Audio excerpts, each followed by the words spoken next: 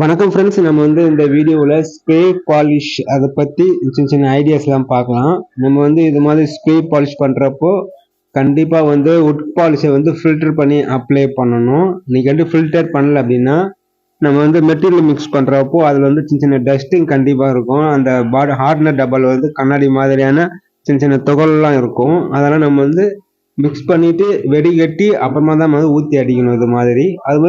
இது மாதிரி ஸ்ப்ரே பண்றப்போ ஸ்ப்ரே கன் ஒரே லெவல்ல அதாவது டிஸ்டன்ஸ் இப்போ ஒரு அடி டிஃபரெண்ட் வச்சுன்னா அதே மாதிரி ஒரு அடி டிஃபரெண்ட்டுக்கே இருக்கணும். ஒரு அரை அடி டிஃபரெண்ட்னா ஒரு அரை அடி டிஃபரெண்ட்டுக்கே அதை மெயின்டைன் பண்ணணும் கடைசி வரைக்கும். நம்ம மேலே ஒரு அடி டிஃப்ரெண்ட் வச்சு அடிக்கிறோம் அப்படின்னா கிட்ட போயிட்டு ஒரு 1/4 அடி டிஃப்ரெண்ட்ல வச்சு அடிக்கணும் அப்படின்னா மெட்டீரியல் அங்கே அதிகமாகும், சாரியா ஒழுவும். அதனால நம்ம அப்ளை பண்ணக்கூடாது. அதுக்கப்புறம் இது மாதிரி நிறுத்தி வச்சு அடிக்கிறப்ப எதனா ஒழுவுச்சு அப்படின்னா என்ன பண்றது அப்படின்னு கேட்டிருந்தீங்க. இது நல்லா பிரஷ் நல்லா சாஃப்டா வச்சுக்கோங்க. ஃபுட் பாலிஷ் ஸ்ப்ரே பண்றப்ப ஒழுவு வருது அப்படின்னா அந்த சாஃப்டான பிரஷ்ல மரம் எந்த வாட்டத்துல இருக்குதோ அந்த வாட்டத்துல அந்த ஒழுவு வர மெட்டீரியல் மட்டும் சாஃப்டா எடுக்கணும். அப்படி மட்டத்துல கொஞ்சம் எடுத்தாலும் லைட்டா தெரியும். ஆனா பூ டிசைன் ஒழுவு வரப்போ வேச்சு அடிக்கிறீங்க அப்படின்னா பூ டிசைன்லாம் தெரியாது. அதனால மட்டத்தெல்லாம் அடிக்கிறப்போ மெட்டீரியல்லாம் கம்மியா வச்சு பொறுமையா ஆத்தி விடுங்க, நல்லாவே இருக்கும். ஸ்ப்ரே பண்றதுக்கு முன்னாடி ஓஸ் இருக்கு பாத்தீங்கன்னா, அந்த ஓஸ்ல இருந்து தண்ணி வரும். அந்த தண்ணி கிளீனா எடுத்துடணும். அதுக்கப்புறம் ஸ்ப்ரே கன்ல பாருங்க, நான் காட்டன் கிளாத் சுத்தி வச்சிருப்பேன். அந்த மெட்டீரியல் வர வால்வு சுத்தி நான் காட்டன் துணி சுத்தி இருப்பேன்.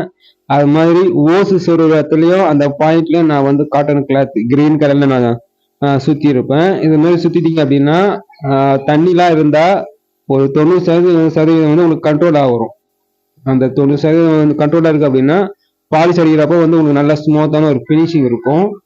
நீங்க ஸ்ப்ரே பண்றப்ப கவனிச்சீங்கன்னா அப்படியே புள்ளி புள்ளியா வேகிற மாதிரி இருக்கும். அதுக்கெல்லாம் காரணம் இது மாதிரி தண்ணி வர்றது ஒரு காரணம்.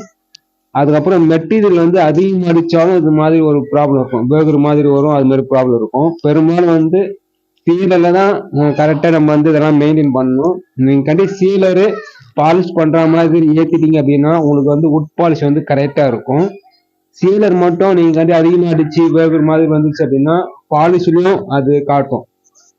உங்களுக்கு தெரிஞ்சுக்கங்க, முக்கியமானது என்ன அப்படின்னா சீலர் பினிஷிங் தான் பெஸ்டான ஒரு பினிஷிங்கா இருக்கணும். பாலிஷ் டாப் கோட்டிங் அது உங்களுக்கு சீலர் பினிஷிங் எப்படி இருக்குதோ அது மாதிரி தான் பாலிஷும் வெளிப்படும். பாலிஷ் டாப் கோட்டிங் மேலே லைட்டா தேய்ச்சிட்டு அடிச்சிங்க அப்படின்னா நல்ல ஒரு ஃபினிஷிங் இருக்கும். வேற எதனா டவுட்னா கீழே கமெண்ட் பண்ணுங்க. இந்த வீடியோ பிடிச்சா லைக் பண்ணுங்க, மற்றவங்களுக்கும் ஷேர் பண்ணுங்க.